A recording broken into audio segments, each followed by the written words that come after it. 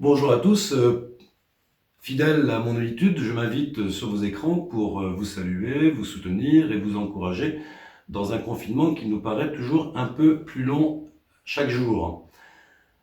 Voilà, donc nous entrons, nous, à Carnac, Plournay-la-Trinité, dans la 9e semaine de confinement, si on rajoute les 2 semaines de cluster par lesquelles nous l'avons débuté plus tôt que les autres. Je ne sais pas si vous avez été sensible à l'actualité la semaine dernière, mais vendredi, vous pouviez trouver dans l'Ouest France un communiqué qui nous faisait part d'un arrêté préfectoral. Le préfet interdit la vente d'alcool dans toutes les grandes surfaces et son motif, c'est de limiter les dégâts dans un certain nombre de familles qui risquent, à travers l'alcool, de connaître la dissension des liens et une certaine forme de violence. Bon, je pense, moi, part qu'il a raison. Je ne sais pas si ça va marcher. En tout cas, je le souhaite profondément.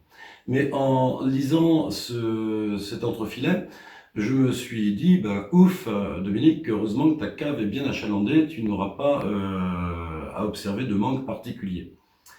Et en y réfléchissant, il y a un évangile qui est revenu précisément à ma mémoire. C'est l'évangile que nous connaissons bien, c'est l'évangile des noces de Cana, où il est question de l'eau changée en vin. Alors je voudrais vous le raconter, cet évangile, un peu à ma manière, alors avec légèreté, prenez-le avec humour. Et j'aimerais à la fin de cet évangile dire en quoi ce passage, pour moi, est quelque chose de fabuleux, quelque chose qui peut nous aider à vivre ce temps d'épreuve. Alors nous connaissons bien cet évangile, ça se passe à Cana, qui est à quelques kilomètres de Nazareth, et c'est une noce à laquelle Jésus et sa maman Marie ont été invités. Alors on les imagine dans la salle, côte à côte, en train de discuter, de partager la joie de toute la salle. Et puis Marie, certainement, elle observe, elle est attentive, Marie, donc elle observe la scène. Et puis il y a quelque chose qui lui paraît bizarre, c'est qu'on commence à servir de l'eau à la place du vin. Et là, elle se dit, il manque de vin, la fête va être gâchée. Alors elle se tourne vers Jésus, son fils, et puis elle lui dit, mon fils, il n'y a plus de vin. Si tu ne fais rien, la fête va être gâchée. Donc on peut admirer l'attention de Marie, on peut admirer sa compassion aussi, mais ça on n'est pas étonné. Et puis en même temps on a envie de lui dire, enfin, Marie, quelque part, de quoi tu t'occupes? Finalement tu es une invitée parmi d'autres, laisse ceux qui ont la responsabilité de gérer la fête le faire jusqu'au bout. Mais en tout cas, on apprécie quand même que Marie observe la scène et voit qu'un manque est en train de se créer et qu'elle avertisse son fils en lui faisant une grande confiance. Et puis alors, on est un petit peu estomaqué par la réponse de Jésus. Parce qu'il lui dit Femme, mon heure n'est pas venue. Alors on a envie de reprendre Jésus quand même un petit peu en lui disant écoute, Jésus, manque pas de respect à ta maman. Tu l'appelles maman, mais tu évites de l'appeler femme. Et puis ça tombe bien, ta mère ne t'a pas demandé l'heure, donc tu n'as pas à lui répondre, mon heure n'est pas encore venue. Mais nous connaissons bien l'évangile de Jean et le thème de l'heure est fondamental dans cet évangile. Quand Jésus dit mon heure n'est pas venue, lui il pense à l'heure de la croix, à l'heure de la passion, à l'heure de l'offrande de sa vie. Donc toujours est-il, nous revenons à notre évangile. Voilà. Marie n'est pas très satisfaite de la réponse, et puis elle appelle les serviteurs, les servantes, en leur disant bah, écoutez, faites tout ce qu'il vous dira. Alors les serviteurs se présentent devant Jésus, et Jésus n'a pas d'autre choix que de leur dire bah, écoutez, vous voyez les jarres, il y en a 6, chacune contient 100 litres, eh bien je vous invite à aller puiser de l'eau et à remplir toutes ces jarres. Personnellement, j'aurais été à la place des serviteurs, je n'aurais pas du tout obéi. J'aurais fait autre chose, mais je n'aurais pas écouté la parole de Jésus. Parce que si on manque de vin, c'est pas avec de l'eau qu'on va réussir à vivre la fête. Mais ceci dit, ils obéissent. Je ne sais pas pourquoi ils ont obéi, mais ils ont obéi. Alors on les voit certainement dans la salle, en train de faire des va-et-vient, des allers-retours, avec des pichets pour remplir ces immenses jarres avec de l'eau. Et une fois que le travail est accompli, Jésus les appelle en leur disant bah, écoutez, maintenant, vous allez puiser dans les jarres et vous allez apporter au maître de la maison. Moi, j'aurais été là encore à la place des serviteurs.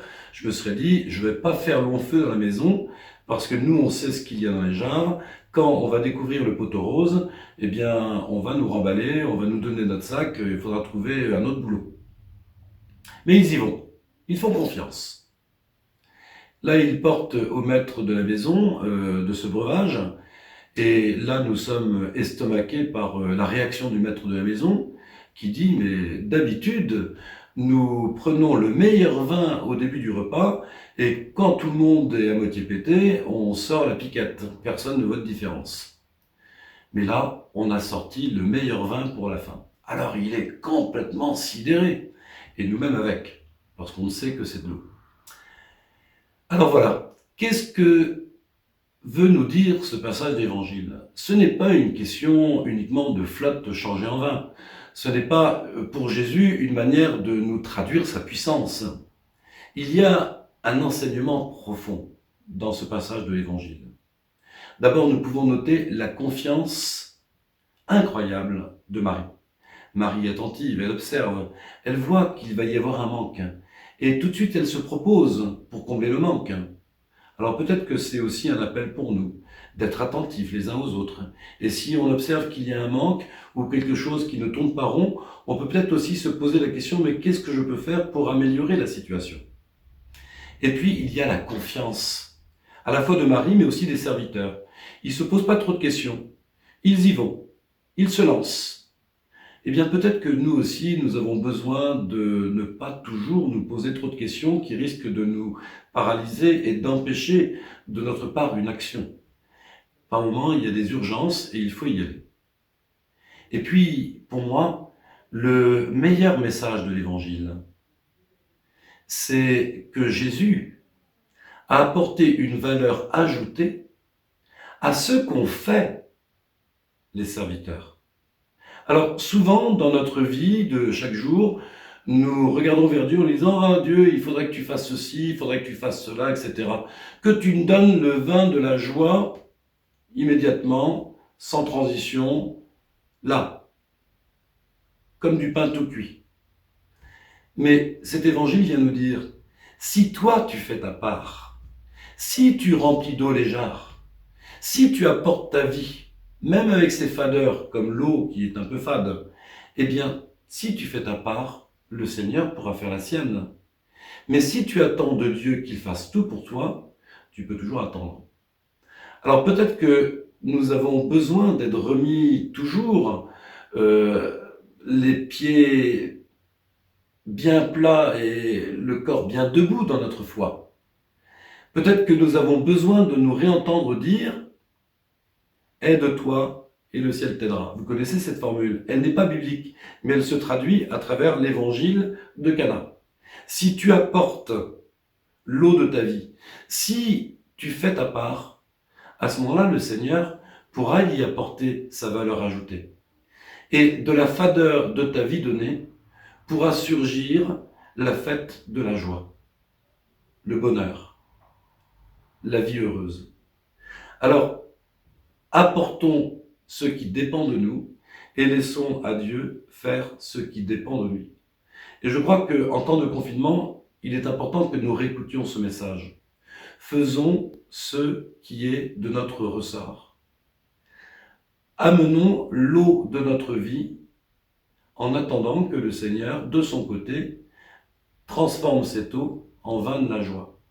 N'attendons pas que Dieu fasse pour nous, mais faisons ce qui est notre possible et accueillons de Dieu cette valeur ajoutée par laquelle il veut nous donner accès au bonheur, à la vie, à la lumière, à la joie.